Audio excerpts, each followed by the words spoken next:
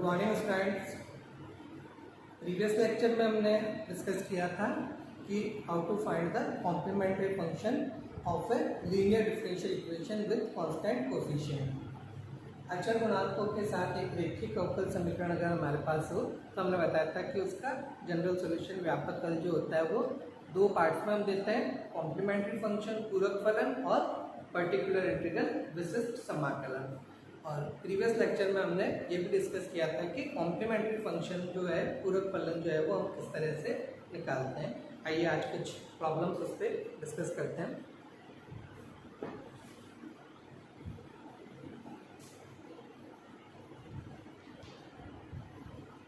देखिए ये एक इक्वेशन हमें दे रखी है d3y बाई dx क्यूब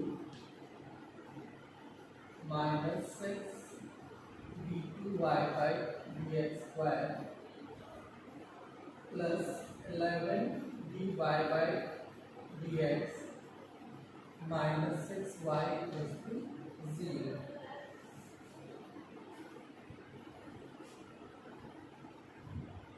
ये एक इक्वेशन दे रखी है, इसे सॉल्व करना है हमें। ये देखिए इक्वेशन है d3y by dx cube minus 6 d2y by dx square plus 11 dy by dx minus 6y equal to 0। ये देखिए ये हमारी एक लीनियर डिफरेंशियल इक्वेशन है थर्ड ऑर्डर की, और कोफिशिएंट्स जो है वो सारे हमारे कांस्टेंट हैं। तो इस इक्वेशन को सॉल्व करने के लिए हमें इसका कॉम्प्लीमेंट्री फंक्शन निकालना होगा और पर्टिकुलर इंटीग्रल। लेकिन पर्टिकुलर इंटीग्रल जो है वो क्योंकि राइट साइड हमारी जीरो है, यानी इक्वेशन अभी हमारी होमोजीनियस है, तो पर्टिकुलर इंटीग्रल इसका जीरो होगा।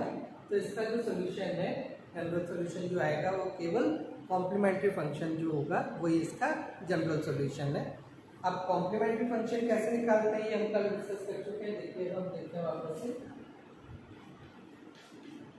तो देखिए एक बार मैं इक्वेशन को d की टर्म्स में लिखता हूँ। ये d3y बाई dx क्यूब ये हमारा हो गया d क्यूब माइनस 6 ये हो गया d square plus 11d minus 6y equal to 0।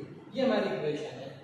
तो अब इसका कॉम्प्लीमेंट्री फंक्शन निकालने के लिए सबसे पहले हम इसकी ऑक्सिलरी इक्वेशन लिखेंगे, सहायक समीकरण लिखेंगे। ऑक्सिलरी इक्वेशन, ऑक्सिलरी इक्वेशन क्या हो जाएगी, यहाँ पे जहाँ d है वहाँ पर हम m लिख लेंगे। तो ये हो जाएगी हमारी m cube minus 6 m square plus 11m minus 6 equal to 0। अब ये देखिए ये m एक क्यूबिक इक्वेशन है, इसको सॉल्व करें तो हमारे पास m की 3 वैल्यूज आनी चाहिए। अब देखिए वो निकालने के लिए हम इसके फैक्टर्स कर लें। यहाँ देखिए अगर मैं m की वैल्यू 1 रखता हूँ तो ये 1 प्लस 11 12 पॉजिटिव और माइनस का 6 और माइनस का 6 माइनस का 12 नेगेटिव। तो m की वैल्यू 1 रखते हैं तो ये टर्म हमारी 0 हो जाती है। It means m minus 1 is a factor. तो m माइनस 1 इसका एक फैक्टर होगा। अब m माइनस 1 से इसको डिवाइड कर लें तो देखिए हमारे पास रह जाएगा m स्क्वायर माइनस का m स्क्वायर और ये माइनस का 5m और प्लस का 6। ये देखिए दूसरा फैक्टर जो आएगा वो हमारा ये होगा m square minus 5m plus 6। एक फैक्टर हमने देखा इसमें m की वैल्यू 1 रख के 0 हो रहा था तो m माइनस 1 एक फैक्टर हो गया। अब m माइनस 1 से इसको डिवाइड कर दिया तो हमारे पास आ गया m square minus 5m plus 6 equal to 0। अब वापस से इसके फैक्टर्स कर लें। देखिए सीधे सीधे से लिखते हैं 6 के फैक्टर 3 और 2, तो ये हो गया 5 को हम लिख सकते हैं माइनस 3m माइनस 2m। मैं लिख दूँ सीधा ये दो फैक्टर्स इसके आगे m माइनस 2 m माइनस 3। तो यहाँ से मेरे पास इसकी m की वैल्यूज आ गई 1 2 एंड 3। ये इसके तीन फैक्टर्स हो गए थे m minus 1 m minus 2 m minus 3 equal to 0। It means m equal to 1 m equal to 2 and m equal to 3। तो ये m की तीन वैल्यूज आ गई 1 2 और 3। ये देखिए तीनों वैल्यूज हमारी रियल एंड डिस्टिंक्ट है, तीनों वास्तविक है और असमान है। तो इसका जो कॉम्प्लीमेंट्री फंक्शन आएगा पूरे फलन जो होगा वो हमारा होगा c1 e raise to power 1x plus c2 e raise to power 2x plus c3 e raise to power 3x। ये इसका कॉम्प्लीमेंट्री फंक्शन आ गया। राइट साइड चूंकि जीरो है तो पर्टिकुलर इंटीग्रल हमारा जीरो होगा, तो general solution y equal to CFE होगा, यानी y इज c1 e की power x plus c2 e की power 2x plus c3 e की पावर 3x। तो ये इस इक्वेशन का सॉल्यूशन ये आ गया हमारे पास, y is c1 e raise to power x plus c2 e raise to power 2x plus c3 e raise to power 3x। तो ये तो हुआ कि हमारी इक्वेशन में हमारे पास तीनों n के तीनों वैल्यूज हमारी वास्तविक और असमान थी। अब एक प्रॉब्लम और देखते हैं जिसमें n की वैल्यूज हमें समान मिलती हो। देखिए नेक्स्ट प्रॉब्लम।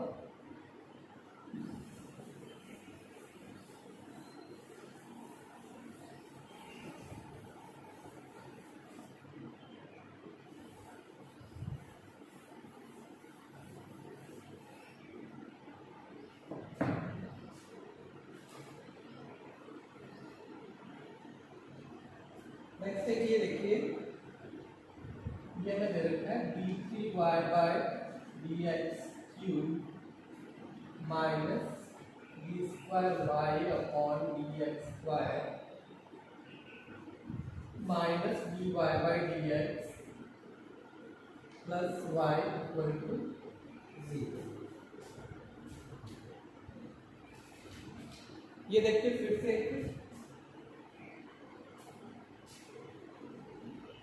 थर्ड ऑर्डर की लीनियर डिफरेंशियल इक्वेशन हमारे पास है। मैं इस इक्वेशन को दोबारा से लिखूं तो ये होगी मेरी D cube minus D square minus D plus 1 Y equal to 0। अब इसकी ऑक्सिलरी इक्वेशन लिखें। Its auxiliary equation is M cube minus M square minus M plus 1 equal to 0।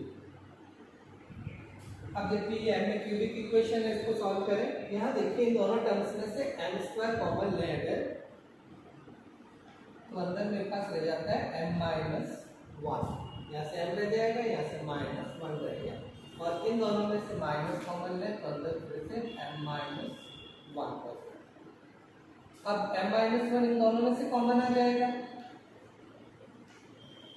यहाँ पर अंदर हमारे पास रह गया एम स्क्वायर और यहाँ रह गया माइनस 1। अब एम स्क्वायर माइनस 1 को लिख सकते हैं M minus 1 into M plus 1।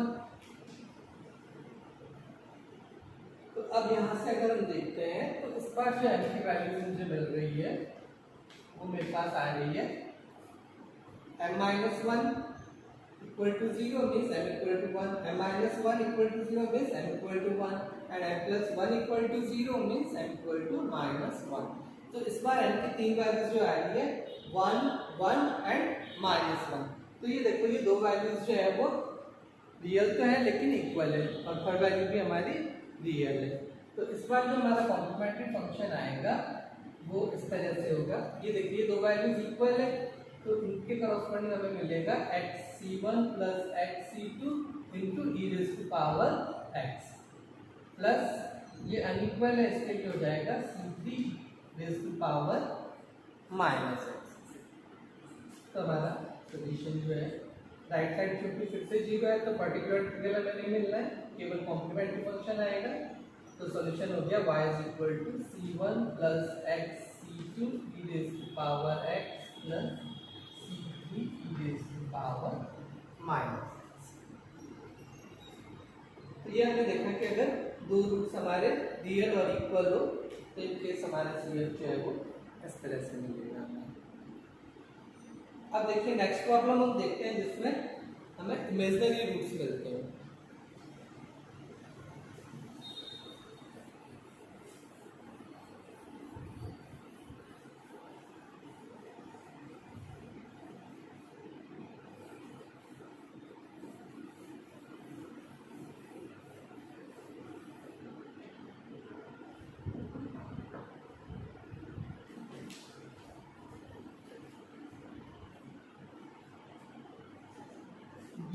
a4y/dx4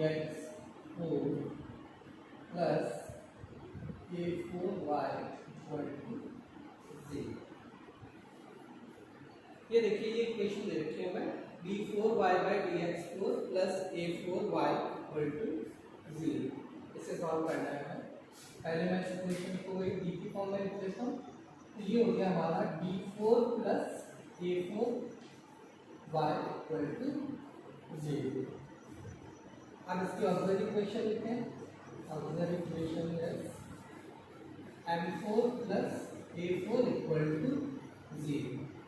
अब ये देखिए ये m4 dt की इक्वेशन है। m के 4 नुकसान है हमारे पास। अगर तो इसको सॉल्व करने के लिए m4 को मैं लिख लूँ m² का होल स्क्वायर प्लस ये a4 है, इसको मैं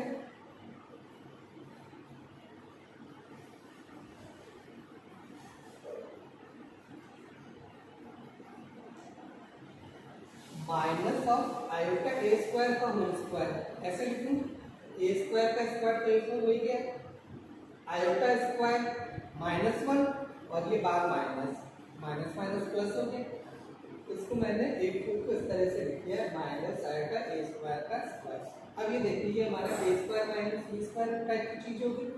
इसको हम लिख सकते हैं m square plus iota a square m square minus iota a square equal to 0. So it means m square is equal to minus iota a square and m square equal to iota a square.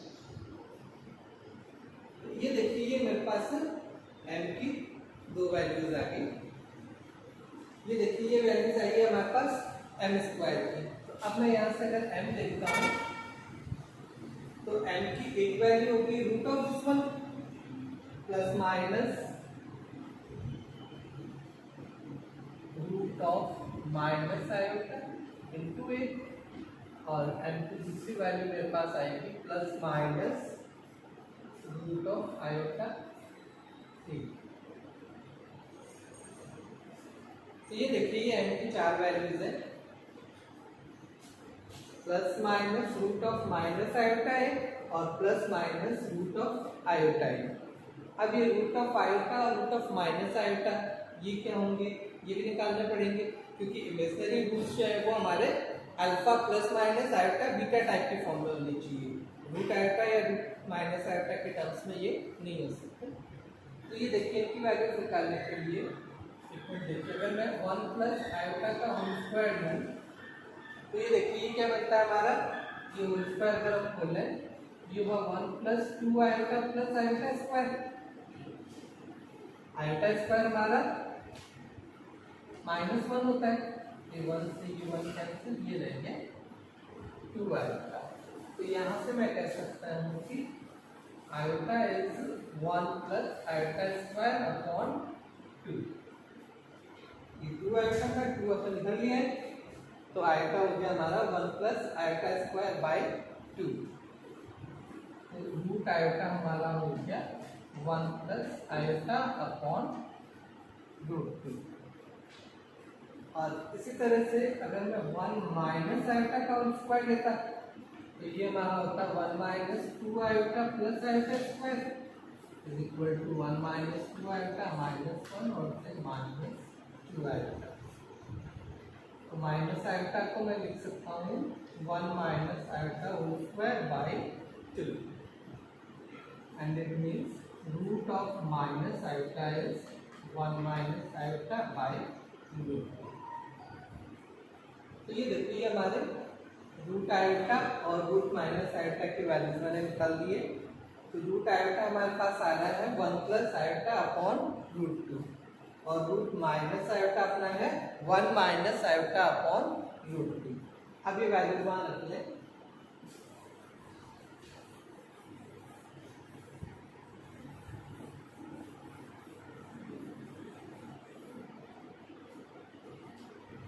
तो देखो m मेरे पास आएगा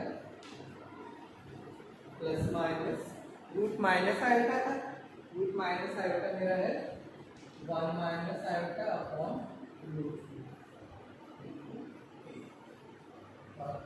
दूसरी value में मेरे पास और है प्लस माइनस, वहाँ पे रूट आयोटा था तो रूट आयोटा हमारा है 1 प्लस आयोटा अपॉन इनटू ए। सो अब ये देखिए एम की 4 वैल्यूज मेरे पास आ चुकी हैं, 4 वैल्यूज एम की है। एक है यहाँ पे अपन प्लस साइन ले तो 1 minus iota upon root two a. देखिए मैं आपकी 4 वैल्यू देखो वापस से लिखता हूँ 1 minus iota by root two a. यहाँ से देखें 1 plus iota by root two a, दोनों के पॉजिटिव साइड लिए अभी मैंने। अब दोनों की नेगेटिव साइड लेके लिखता हूँ minus 1 minus iota by root two a और minus 1 plus iota by root two a. तो ये एन की 4 वैल्यूज हमारे पास ये है। इसको देखो मैं इस तरह से लिख सकता हूँ, ये जो 2 वैल्यूज है ये एक तरह से 1 plus minus iota by root two a. इसी तरह से यहाँ पे देखें ये माइनस का 1 plus minus iota upon root two a. हम alpha plus minus iota beta type की फॉर्म में लिखना चाह रहे हैं तो ये alpha plus minus iota beta type की फॉर्म में मैंने इनको लिख दिया। तो 4 रूट्स जो है वो चारों के चारों इमेजिनरी आ रहे हैं हमारे पास। 2 रूट्स तो है 1 plus minus iota upon root two a और दूसरे 2 रूट्स है minus of 1 plus minus iota by root two a. अब देखिए इमेजिनरी रूट्स अगर होते हैं तो हमारा कॉम्प्लीमेंट्री फंक्शन क्या आएगा। देखिए हमने बताया था कि अगर हमारे पास root alpha plus minus iota beta type का हो तो हमारा कॉम्प्लीमेंट्री फंक्शन होता है e raise to power alpha x real part into c1 cos beta x plus c2 sin beta x. अब यहाँ पे अगर हम देखें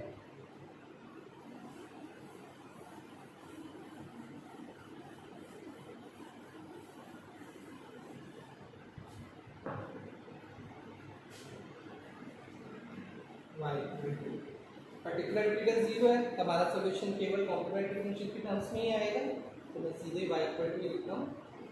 अब देखिए एक रूट तो ये है 1 plus minus iota by root two a. तो यहाँ पे देखिए अल्फा मेरे लिए क्या हुआ a अपॉन रूट टू, ये हुआ e raise to power a by root two x into c1 cos of beta X. Beta भी यहाँ पे क्या है मेरा a बाई रूट टू, तो cos of a by root two X plus c2 sine of a by root two X plus अब अगले 2 root मेरे पास ये है तो इनके लिए देखो सेम एच का पास तक ये भी इमेजिनरी रूट्स है।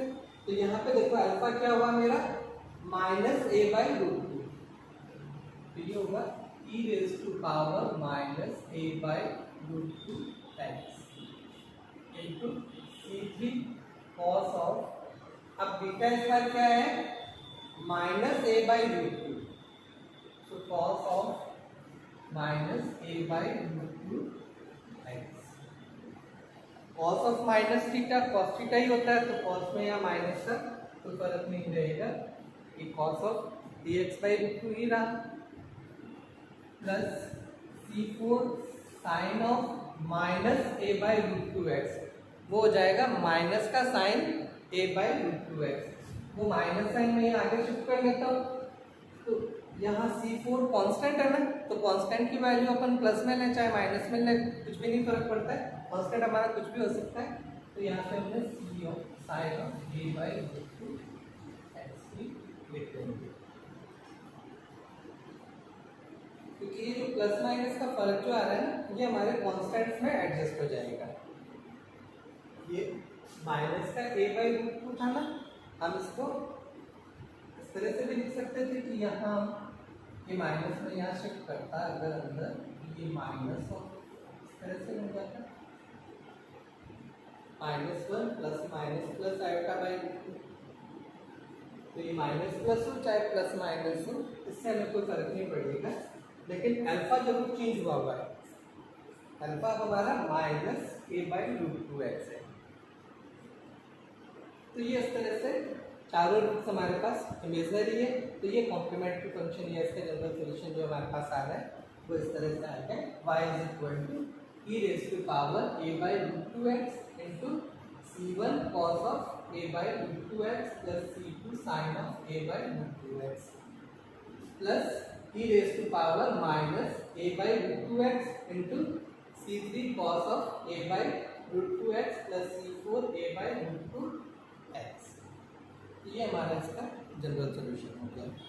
तो ये हमने इस तरह से देखा कि एक homogeneous linear differential equation with constant coefficient, यानी कि एक linear differential equation constant coefficient के साथ में जिसमें राइट साइड हमारा 0 हो, यानी जिसमें पर्टिकुलर इंटीग्रल नहीं आ रहा है। एक तरह से अभी हमने केवल कॉम्प्लीमेंट्री फंक्शन निकालना देखा है। तो उसमें हमने देखा है कि अगर रूट्स हमारे ऑक्सिलरी इक्वेशन के रियल हो, अनइक्वल हो, तो कॉम्प्लीमेंट्री फंक्शन क्या होगा, रियल और इक्वल हो तो क्या होगा, या रूट्स इमेजिनरी हो तो क्या होगा। अब फर्दर नेक्स्ट पीरियड में हम डिस्कस करेंगे पर्टिकुलर इंटीग्रल निकालना, how to find the particular integral. Till then thank you.